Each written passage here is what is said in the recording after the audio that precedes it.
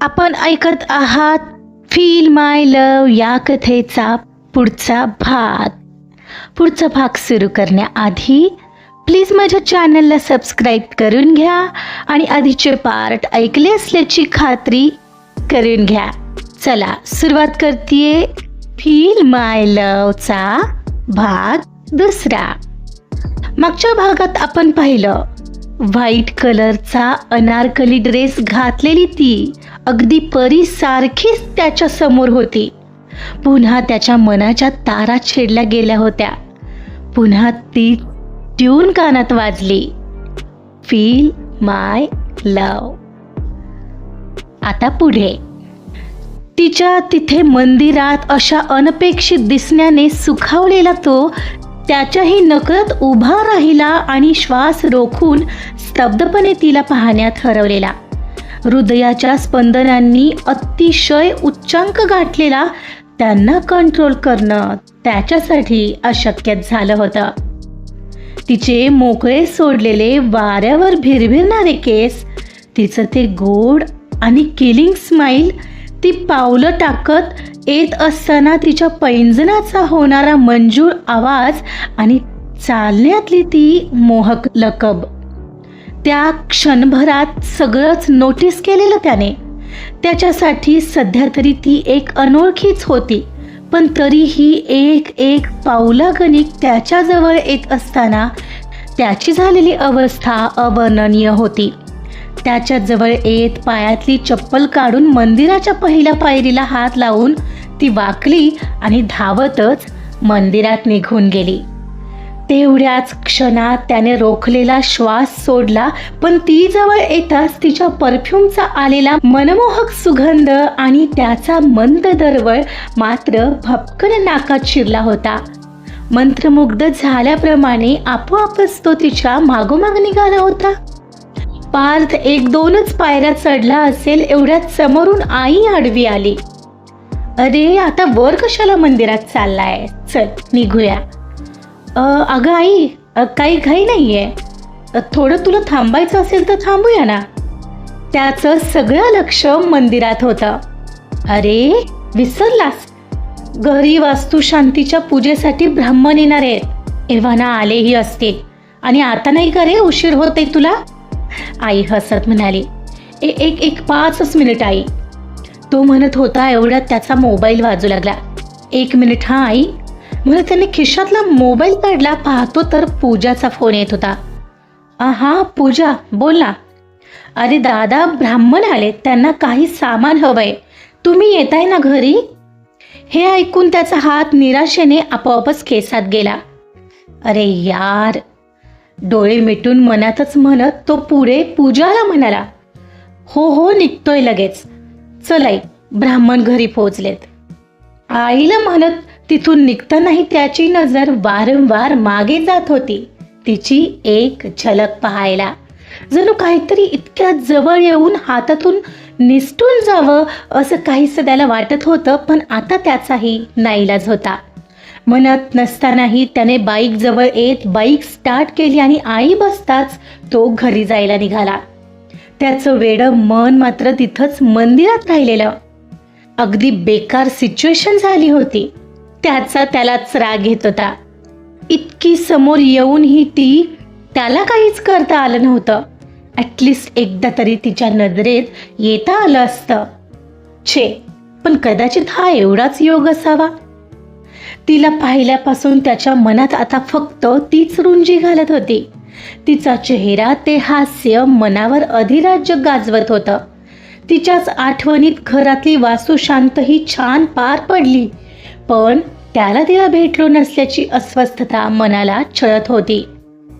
पुन्हा एकदा मंदिरात जावं का, ती तिथं भेटेल का, असं काहीसं त्याच्या मनात वारंवार येत होतं. तिच्या आयुष्यात कोणी असेल का, असे नानाविध प्रश्न त्याला छळत होते. आज आता नेहमीप्रमाणे ऑफिसला जायचं होतं. पार्थ आवरून खाली आला. आई, नाश्ता झाला असेल तर दे ना, नसेल तर राहू दे, मी निघतोय. अरे थांब, झालाय नाश्ता आणि इतक्या लवकर कुठं निघालायस? आता तर फक्त 8 वाजलेत. ऑफिस 9ला असतं ना तुझं. हो अगं, पण थोडं काम आहे म्हणून जात होतो. हा घे गरमागरम उपमा. आईनं गरमागरम उपम्याची डिश त्याच्या समोर सारली तसा तोही भरभर खाऊ लागला. अरे जरा सावकाश खा पार्थ, आई किचनमध्ये जात बोलली. आणि माझा नाश्ता कुठे? आई मला पण येताना आण नाश्ता, पूजा डायनिंग टेबलवर येत म्हणाली. तुझा तू हाताने घे जा, जरा म्हणून चांगली सवय नाही म्हणे माझा नाश्ता कुठे. तो तिला तोंड वेडावर चिडवून म्हणाला. तसंही तुला काय रे प्रॉब्लेम आहे? माझी आई आहे, ती देते ना, मग तुझं काय जातंय? आज आईला मागतेस, आई आहे म्हणून देते, उद्या सासूलाही असाच नाश्ता हातात मागणारेस का? म्हणून मला प्रॉब्लेम आहे खूप मोठा. उद्या तुझी सासू माझ्याच आईला तक्रार करत येईल ना, आईलाच तक्रार करेल ना, मग करू दे. आणि ती माझीही आई आहे, मग ती पाहून घेईल. पण तुझी इयरिंगवाली आईला किती सुख देईल ते बघू हा आपण. तू तिच्यावर काही घसरतेस, मग तू माझ्यावर आणि माझ्या सासूवर का घसरतयस? बघ हा आई, चांगलं सांगण्याचा जमानाच नाहीये. बाय द वे, माझीवाली आईची काळजी घेणार, ती अशीच असणार. तू फक्त तुझं बघ, नाहीतर तुझं काय, तुझ्या नवऱ्याला लावशील कामाला, ते आमचं आम्ही पाहून घेऊ, कळलं का? तुझ्याशी बोलण्यात अर्थच नाहीये. ते म्हणतात ना, गाढवा पुढं वाचली गीता. आई बघ हा मला गाढव म्हणतोय, ती त्याला फटके मारत म्हणाली. अरे अरे अरे काय चाललंय काय सकाळी सकाळी? आणि पूजा, कधीतरी किचनला तुझे चरण स्पर्श होऊन जाऊ देत. अगं तयार नाश्ता घ्यायला तरी. आईने पूजाला नाश्ता दिला खरा, पण बडबड करत तीही त्यांच्यासोबत नाश्ता करायला बसली. हो अगदीच बरोबर बोललीस आई. आई आता तू पण सुरू झालीस ना, हा काही कमी होता? तिनं रागात पार्थकडे पाहिलं. आई तू लक्ष नको देऊ तिच्याकडे, ती काय सुधारणार नाहीये. आई तुला मंदिरात जायचं नाहीये का आज? चल ना, सोडतो मी तुला हवं तर. पार्थ चक्क आज स्वतःहून मंदिरात जायचं बोलला आणि पूजा आणि आईने एकमेकींकडे पाहिलं. आई तू तेच ऐकलंस का जो हे बोलला? हो, आज सूर्य पूर्वेला उगवलंय ना पार्थ, आईनं हसत विचारलं. अगं रस्त्यात मंदिर लागतं ना, सो म्हणून विचारलं. तुला नसेल जायचं तर मी निघतो, तो पाणी पिऊन उठत म्हणाला. आई अहो आश्चर्य आहे हे, हा आणि मंदिरात, ते पण स्वतःहून तुला सोडू पाहतोय म्हणजे आई तू लिहून ठेव, नक्कीच काहीतरी गडबड आहे मंदिरात. चुप बस, काहीही भरवू नकोस तिला. आई चल मी येतो, म्हणत आईला एकवार जवळ घेत तो धावतच बाहेर पडला. आई मात्र विचार करत होती, त्या दिवशी मंदिरात ही वेगळीच देहबोली होती त्याची. त्याचा पाय निघत नव्हता तिथून, जणू काहीतरी खेचत असावं. मागेही सतत वळून वळून पाहत होता. एक सुंदर मुलगी होती खरं तर तिथं, तीच ती नसेल ना? पूजा तू म्हणतेस तसंच असेल का ग? तसंच असावं ग, बरं होईल. चला तिच्या निमित्ताने माझा पार्थ मंदिरात तरी जायला लागेल. उगाच देवाचा द्वेष करत असतो वेडा कुठला. आईनं बरोबर हेरलेलं, पण तिच्यासाठीही तिला शोधणं अशक्य होतं. मनोमन ती त्याला भेटू दे असा देवाला ती धावा करत होती. इकडं पार्थ लवकर निघालेला मंदिरात पोहोचला. मंदिरात येऊन पाया तर नाही पडला, पण मंदिरात येऊन तिथेच काही क्षण घुटमळलेला. आताही त्याचा पाय निघत नव्हता. पण आज ना ती होती ना तिचं काही चिन्ह. त्याच्या मनाला उगाच अस्वस्थता वाटत होती. बरीचशी कुटुंब पाया पडून जात होती, कधी कपल तर कधी आईच्याच वयाच्या बायका होत्या, तर काही वयोवृद्ध पाय मोकळे करण्याच्या निमित्ताने तिथं आले होते. काही क्षण तिथं थांबून तो अखेर ऑफिसला निघून गेला. ती दिसेल आणि तिला पाहायच्या निमित्ताने आता त्याचं रोजच मंदिरात जाणं सुरू झालेलं, पण ती काही पुन्हा दिसली नव्हती. आणि निघून जाणाऱ्या दिवसांसोबत त्याची आशा आता मावळते की काय असंच त्याला वाटू लागलेलं. पण हो, आता मंदिरात येणं तरी तो थांबवणार नव्हता. का कोणी अचानक असं आयुष्यात भेटतं ज्याचे आपल्याशी काही ओळख नसते ना बंध, तरीही एक अनामिक ओढ मनाला छळत राहते. त्याला पुन्हा पुन्हा भेटावं वाटतं, त्याच्याशी बोलावं वाटतं. त्याने आपल्या आयुष्यात कायमचं असावं असं काहीसं वाटत राहतं, पण ते अगदीच अशक्य असतं. यातच 15-20 दिवस गेले. आता तर आई ही पार्थला विचारू लागलेली ऑफिसला जायचं म्हणून तो रोजच लवकर का निघतो ते. पार्थ, काय रे, ती मुलगी भेटली का? हां, कोण मुलगी? अरे तीच रे, तुझी ती कोणी इयरिंगवाली आहे ती. एक एक काय ग आई, तू पण काय पूजाचं मनावर घेत असतेस? ती अशीच बोलत असेल. माझ्या आयुष्यात असं कोणी नाही आहे. अरे मग लग्नाचं पाहूया की. आता मामाने एक स्थळ सुचवलंय, पाहून घेऊया. आई, आत्ता लगेच नको लग्नाचा विचार, थोडं थांबूया ना. या सगळ्यासाठी अजून माझं मन तयार नाही आहे. बरं सांग मला तसं, ती भेटली तरीही सांग. एक काय गाई, चल मी निघतो. आईला कटवत तो निघाला. आजही ऑफिसला जाण्याआत मंदिरात आला, पण आजही तिचं नामोनिशान नव्हतं. ती अशी गायब झालेली की बस. बरं तिला शोधायचं कुठं हे तरी त्याला कुठं माहीत होतं, कारण तिच्या नावाशिवाय आणखीन त्याला काहीच माहिती नव्हतं. अखेर त्याने नाराज होत आपला ऑफिसचा रस्ता पकडला. एका सिग्नलला थांबला असताना त्याचं सहज बाजूला लक्ष गेलं. पाहतो तर डाव्या साईडला एका कारमधून बाहेर पडणारी कार्तिकी त्याला दिसली. तिने हुडी घातलेली, ज्याने आपलं डोकं कव्हर केलं, आणि ती एका फिटनेस क्लबमध्ये शिरली. तिला त्या क्षणाला तिथं पाहून उगाचच एक वीज त्याच्या अंगभर दौडली. संपूर्ण शरीर थरथरलं, हृदयही डबल स्पीडने धावू लागलेलं. पण रस्ता मात्र रहदारीचा असल्याने त्याला बाईक बाजूला घेणंही शक्य नव्हतं. आणि नेमकाच मागून हॉर्नचा गलका झाला तसा तो भानावर आला. कोणीतरी त्याला 4-5 शिव्याही हासडल्या असतील. याचा अर्थ सिग्नल सुटलेला. त्याने नाईलाजाने बाईक पुढं घेतली आणि आता एवढाही वेळ नव्हता, कारण मग ऑफिसवर लेट झाला असता. तो सरळ ऑफिसवर आला.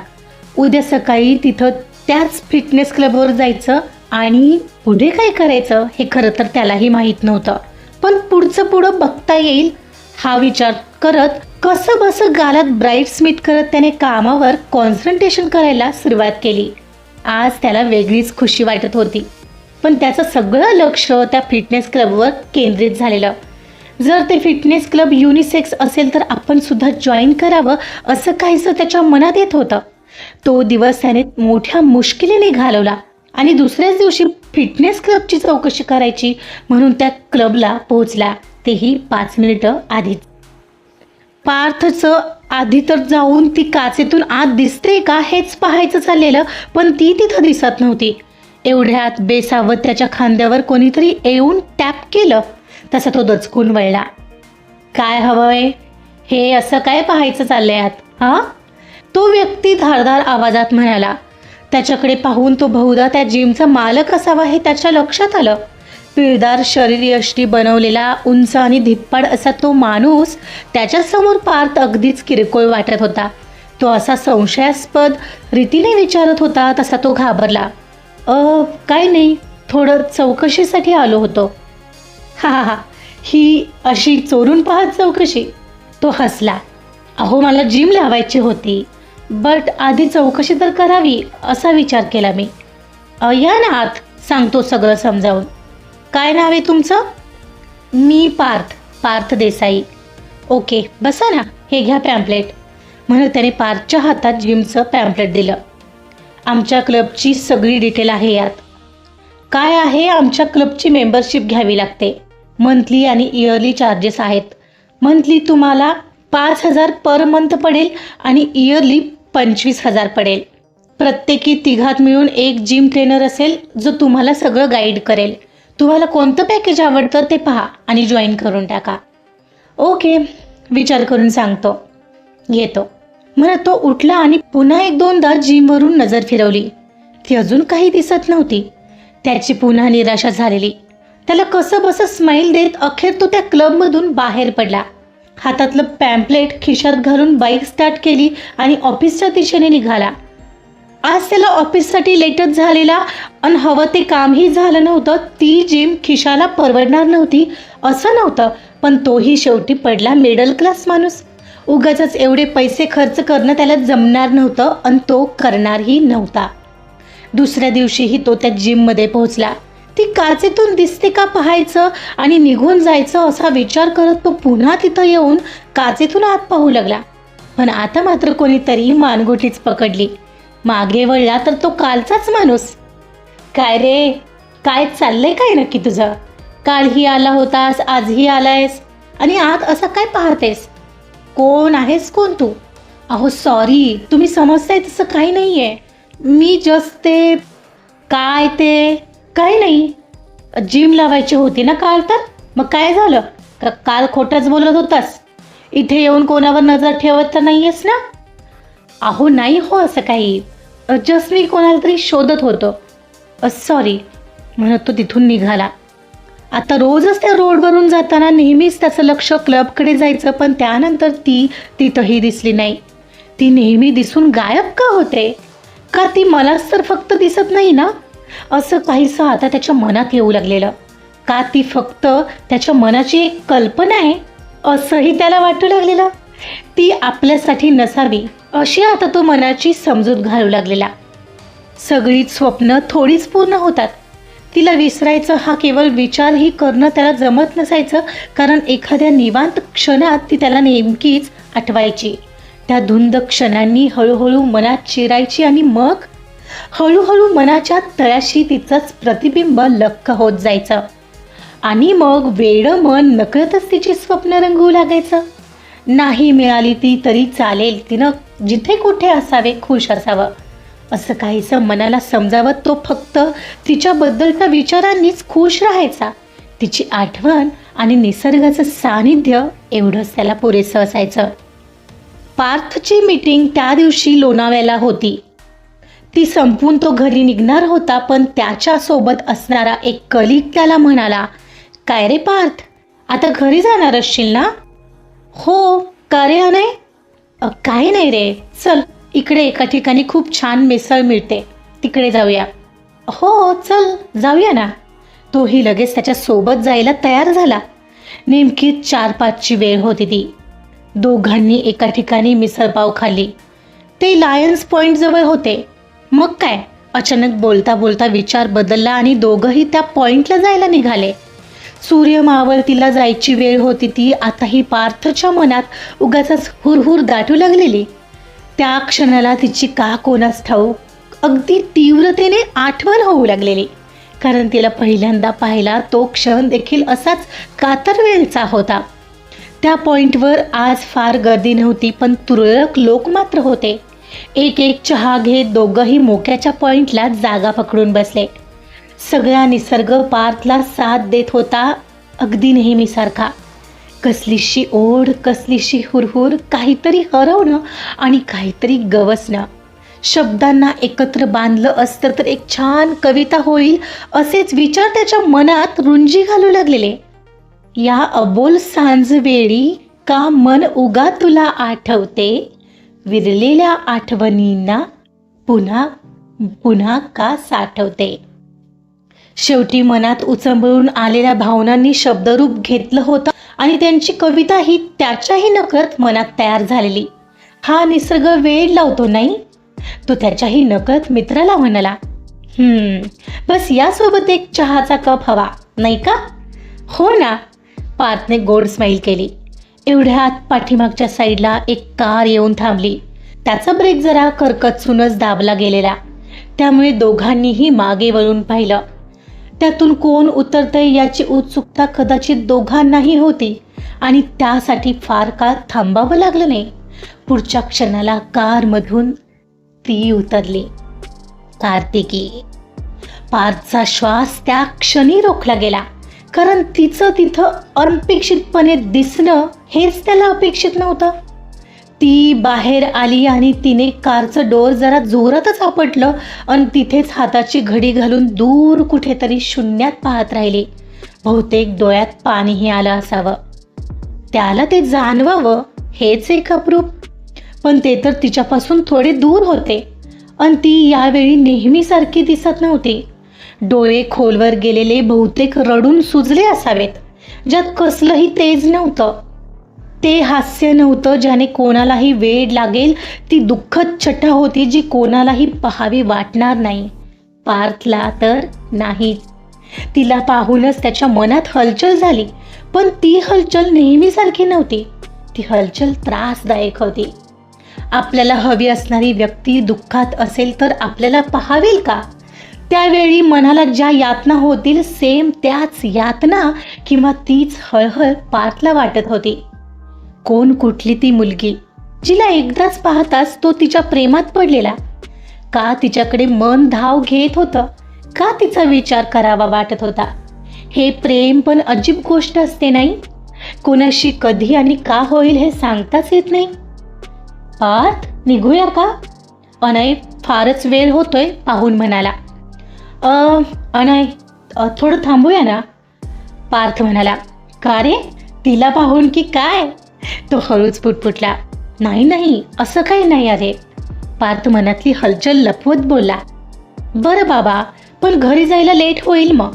मी एक काम करतो, मी निघतो, तू थांब हवं तर. तो त्याच्या पाठीवर हात थोपटत म्हणाला. ठीक आहे, बाय बाय म्हणतो त्याचा कलीग मित्र तिथून निघून गेला. पार्थ मात्र ती तिथं आहे तोपर्यंत तिथंच बसून होता. तिला काही झालंय की काय? ती अशी का दिसते? काही प्रॉब्लेम असेल का तिला? खूप सारे प्रश्न त्याच्या मनाला स्वस्थ बसू देत नव्हते आणि न राहून तिच्याकडेच त्याचं लक्ष जात होतं. बराच वेळ होऊ लागलेला.